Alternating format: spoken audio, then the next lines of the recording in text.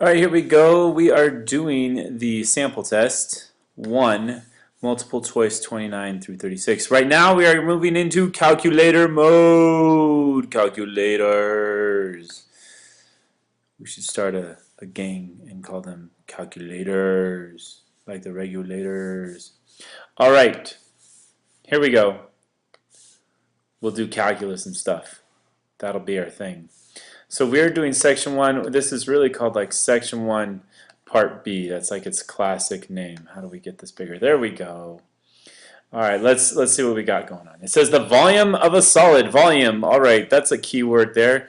Volume to me tends to be that we're doing something like disc or washer.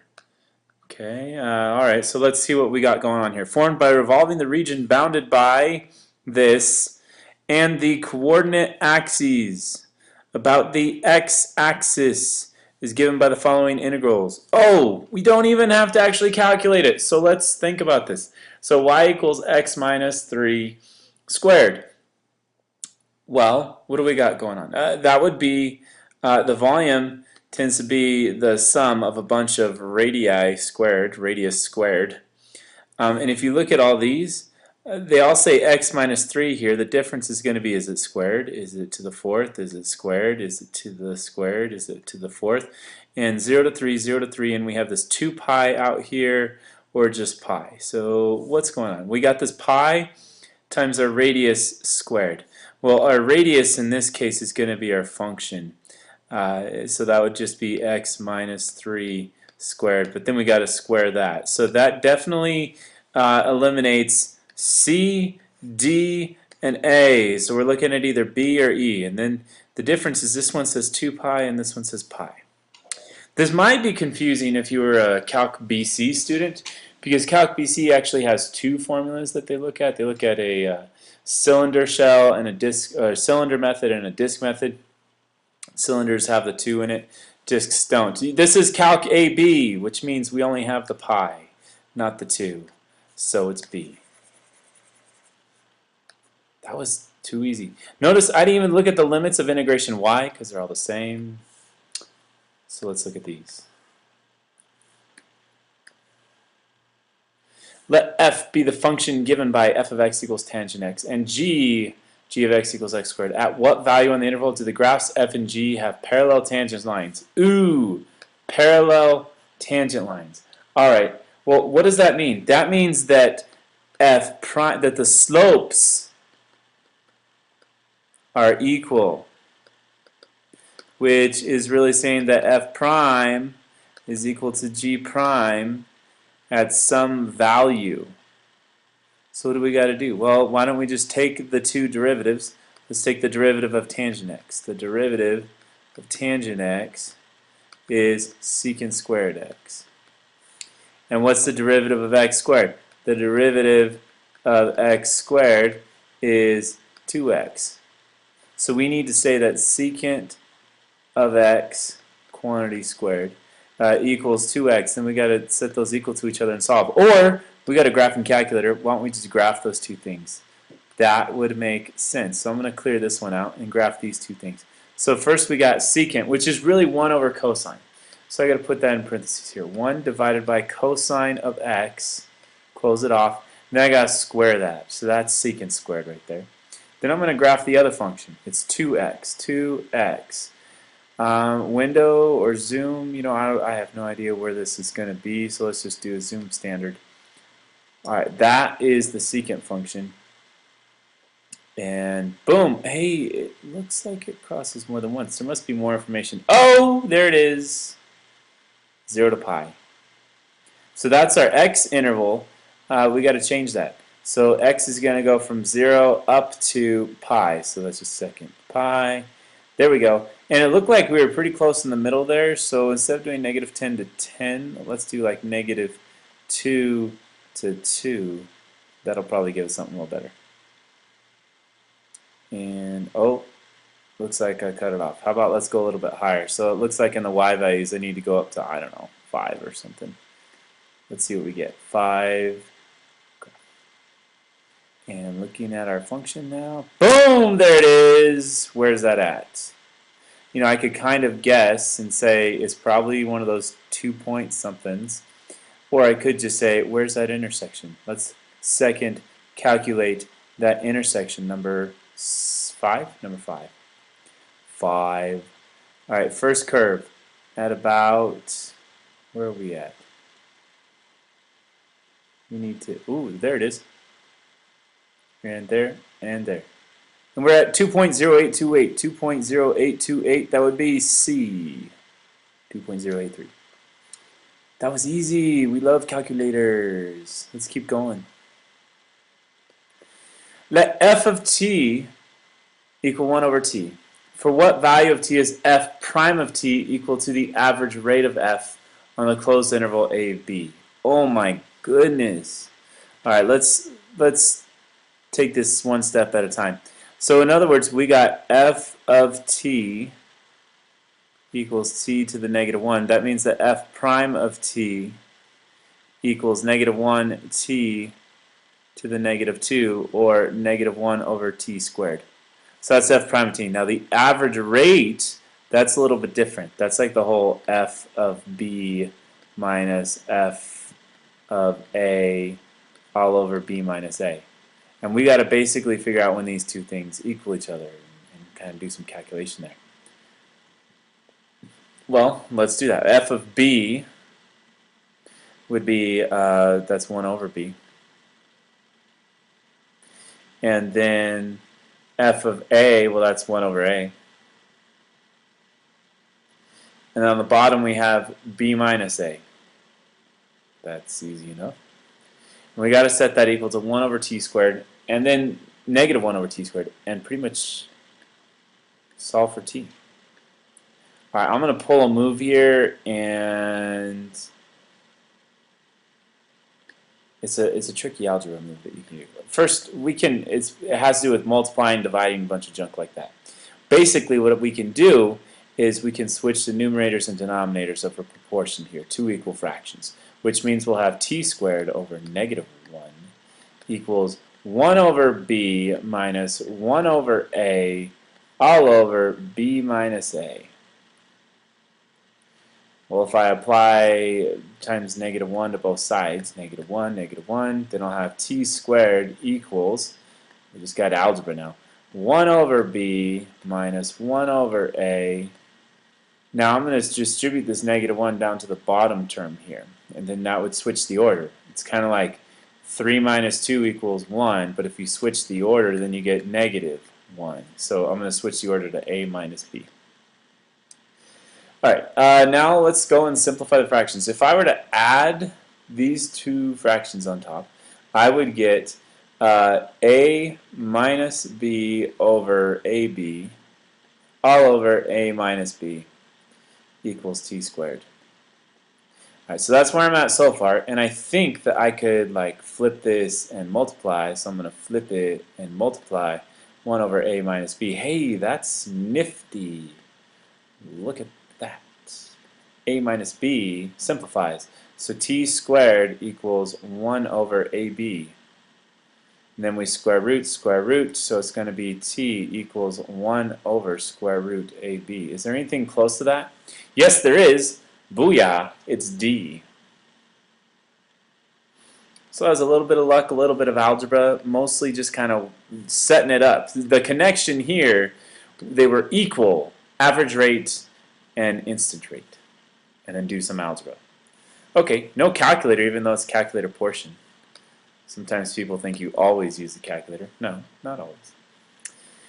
Selected values of a continuous function are given in the table below. Use 10 subintervals of equal length. The trapezoidal rule for the approximation. Oh my goodness, that is a lot of calculation. 10 intervals. Let's see. So here's our first one. Here's our second one. Here's our third one. Here's our fourth one. Here's our fifth one. 6, 7, 8, 9, 10. So there's my 10 trapezoids. Now remember that the trapezoids, we'll call them T, I guess. The area of a trapezoid is half the two bases, which in this case are actually heights. These two values here, like 20 and 19.5. Base 1 plus base 2 times the height. Now the height is actually the width in this case, which is 1 each time. Alright, so let's talk about this as like area 1, area 2. We got to calculate all these. Area 3, area 4. There is a shortcut pattern to this, but I like to do these area calculations by hand. They're usually more tricky than this one. This one's just going to be tedious, but we'll get it. Area 9 and area 10. Okay, so the first one is going to be 1/2, but we have a calculator, so we're just going to say like 0.5. The sum of the two bases times the height, which is just 1, so we're just going to leave that out. The sum of the two bases, so 20 plus 19.5. Then the next one is 1/2. Now we're going to have 19.5 plus 18. And then we're going to have 18 plus 15.5. And times 1/2, of course. And then we're going to have 1/2 times, now we have 15.5 plus 12. And then we got 1/2 times 12 plus 7.5.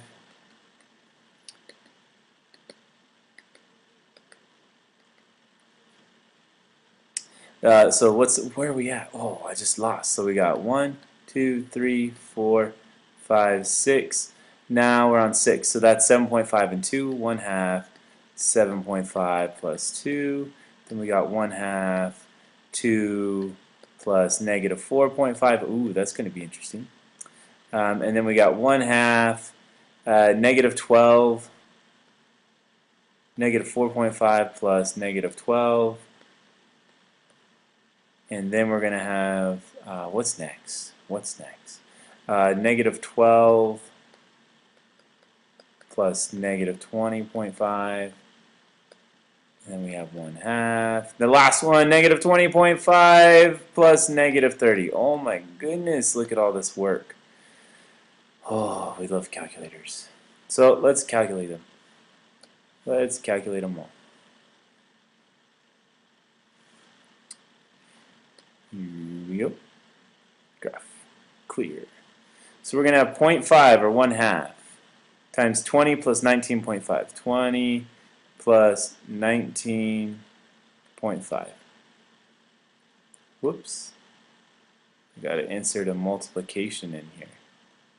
You guys can probably type this a lot faster than me. And in fact, for time's sake, I'm going to pause the video and magically do all these calculations because it's just calculations on the calculator. You guys do them yourself as well. So ready, set, pause. And there it is. That was amazing. And just in case you guys are wondering, how did they do that? Well, there's kind of the work. Looks like I made an error a couple times, but I just added all that stuff up a bunch and a bunch and a bunch, and I got this. So the answer is B. Let's move on. So we're looking at number 33 here. It says let R of t represent the rate. Okay, that kind of sounds interesting. It's talking about R of t is a rate, and water is leaking out of a tank. It's leaking out, so it's like a decreasing rate. T is measured in hours, so T equals hours. That sounds important. Which of the following expressions represents the total amount, as in the sum of things, the sum amount of water in gallons that leaks out in the first 3 hours? Okay, well this is what I know. If I take the sum of a rate, that's going to be the accumulated total. So what is the rate? Well, it's R of t. And what's my interval in time? It's from 0 to 3. And that's it. So I don't need prime. I don't need 1/3. I don't need this here or this here. This would be like the difference. And this would be the average rate. And for that much, this would actually be the average value, not the total amount. This is the accumulated amount. That's a pretty good question there, because it seems simple, but you got to think. You got to know what you're doing. Let's look at number 34. How many more do we got in this section? Let's see. We started with 29, and we add 9 to that. We got a few more. We got quite a few more here. Let f and g be differential functions such that blah, blah, blah, blah, blah. Okay, chain rule.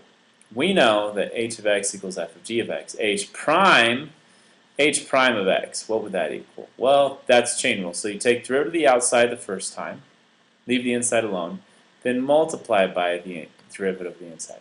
So that means that h prime of 1 is really f prime of g of 1 times g prime of 1. Well, what's g of 1? Do they tell us? They do. Right here, g of 1 equals 3. So what's f prime of 3 times g prime of 1?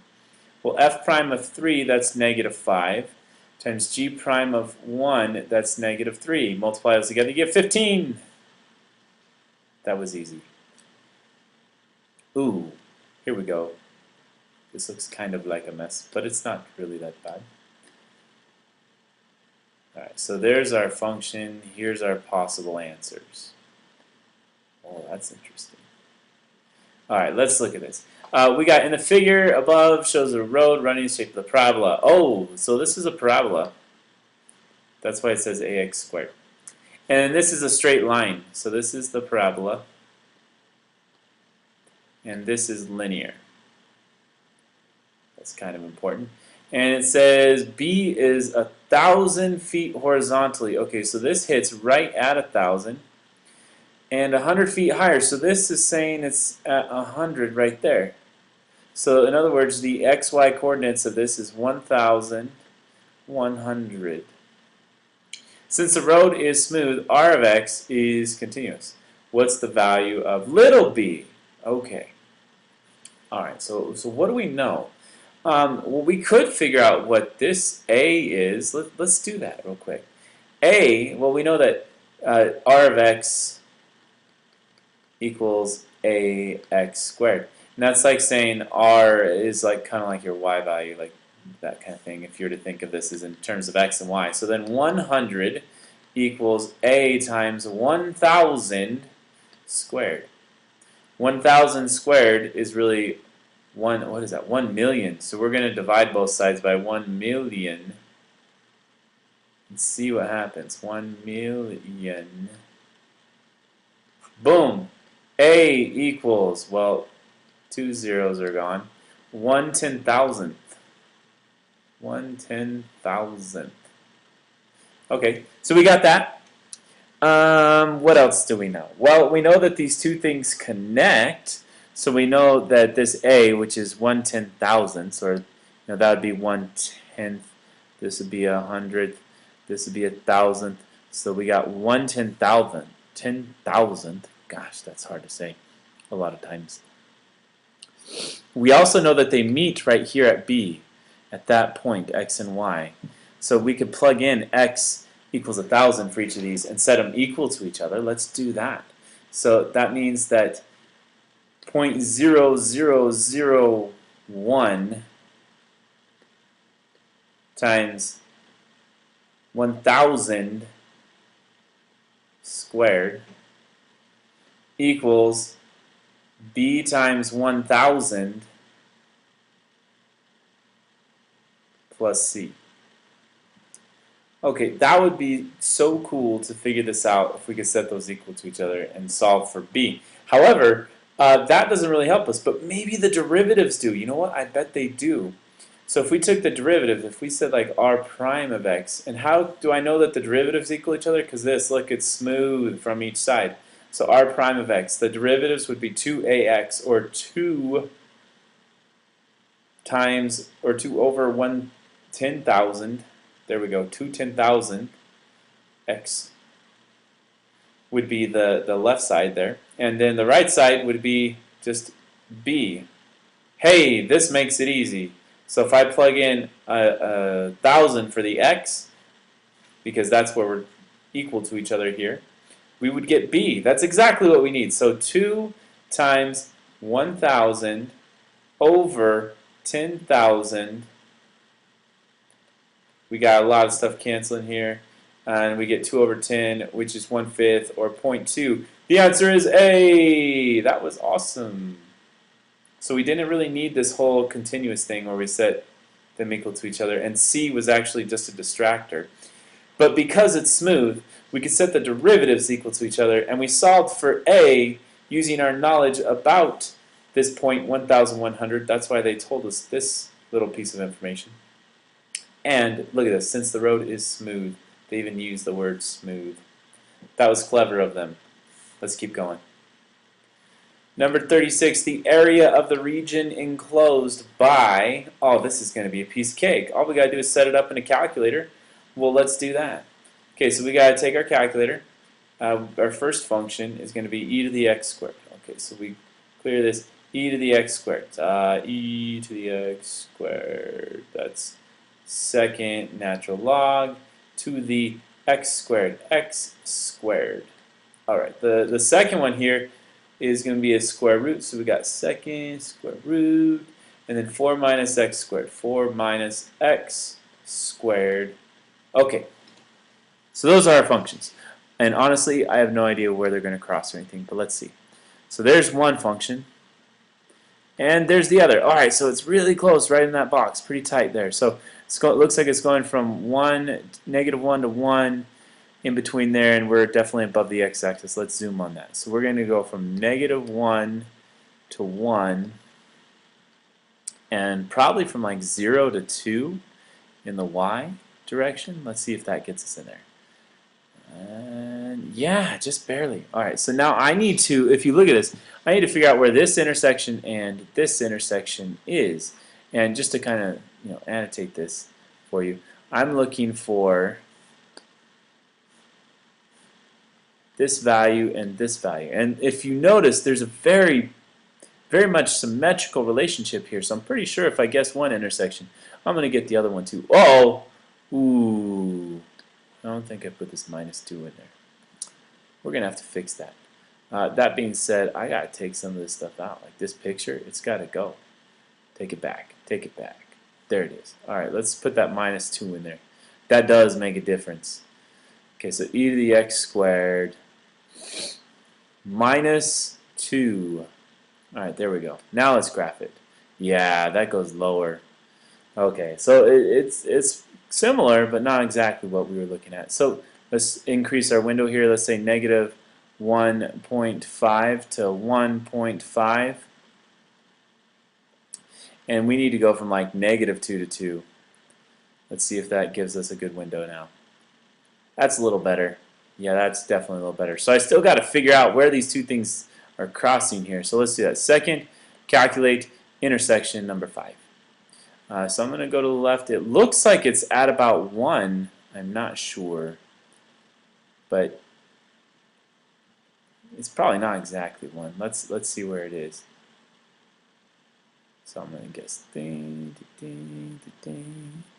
It says 1.13 and -1.137. I'm just guessing. Let's try that for the other one. Second, calculate number 5 for the intersection. But this time I'm going to guess at 1.1. Oh, it didn't even take it. I had to do it the long way. All right. Second, calculate intersection. You have to scroll all the way over. Still scrolling, still scrolling. Lots happening. Still scrolling, still scrolling. Almost there. Look, it's still beeping red. There we go. There we go. Right there. Close enough. Close enough, close enough, close enough. 1.137. What do you know? It is. So I really need to set up the integral. I got to do an integral from -1.1372 to 1.1372 of this area in here. Now the other question is, which is which? Which one's on top? All right, well, I have some knowledge going on in my head that I know that this one's on top because that is a semicircle that looks like that. But even if I didn't, I could kind of see that if I were to plug in 0, x equals 0, this would be 2, and this would be -1. So that makes sense. This is our e to the x squared minus 2, and this is our square root 4 minus x squared. Alright, so let's see how that's going to calculate in our function. That means we need to make a new function, second, and then y3 is going to be this y2 minus y1. It's the semicircle minus the exponential function. So we're going to do variables, our vars button, y vars, and then function, y2 in this case, so I'm just going to press 2, y2 minus vars, y vars, function, y1. There we go. Now I got to turn off my second and third, or second and first functions, and there we get a graph. Now we need to calculate this area between those two values. So I'm going to do second, calculate area number 7 from negative 1.1372792. I'll be very accurate. To 1.1372792. Boom! Look at that. Area is about 5.049. 5.050. Good enough. Number 36. Done. And coming soon to a YouTube channel near you, numbers 37 through 45. The final frontier of the calculators. See you next time.